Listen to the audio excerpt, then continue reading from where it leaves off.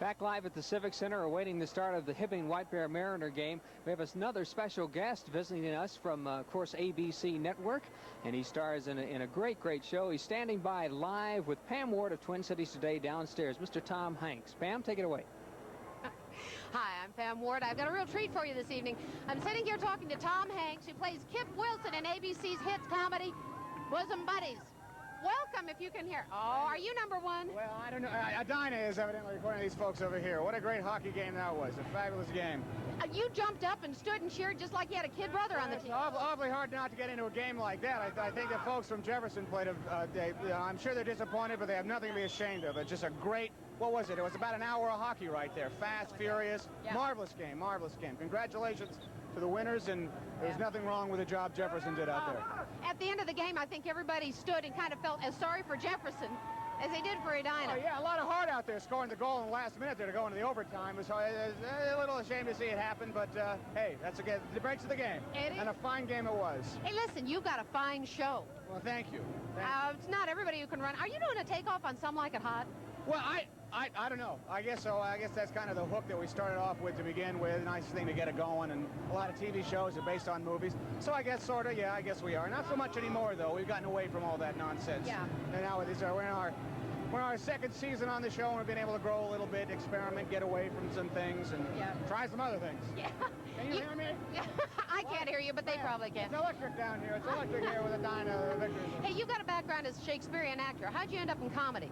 Well, I was in New York auditioning for everything that was around, you know, trying to do all the things that any actor would do, opening myself up, hopefully, to all sorts of possibilities of employment.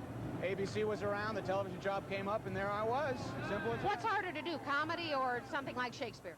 Well, it's much the same creative process, except I think it's a bit harder to pull off comedy because you know immediately if you're successful or not, because they either laugh or they don't. And if they don't laugh, that means you stink out there, and nobody stinks but you, and so you have to deal with it. Are you working in front of a live audience? Yeah, we have an audience there in the studio audience, yeah. Do you find that helps?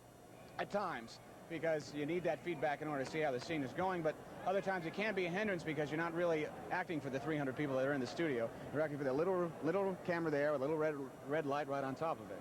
Sometimes you realize, you start communicating to the people, and you lose the intimacy that you need for the camera. So it's kind of a science, really, is what it comes down to. Is what it comes down to. Yeah. How do you maintain that level of funny from week to week to week?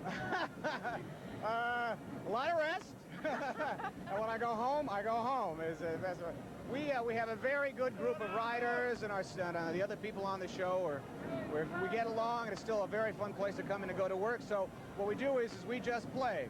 So we don't treat it like work, except when we have to, and that's only at the most direst of the extremes.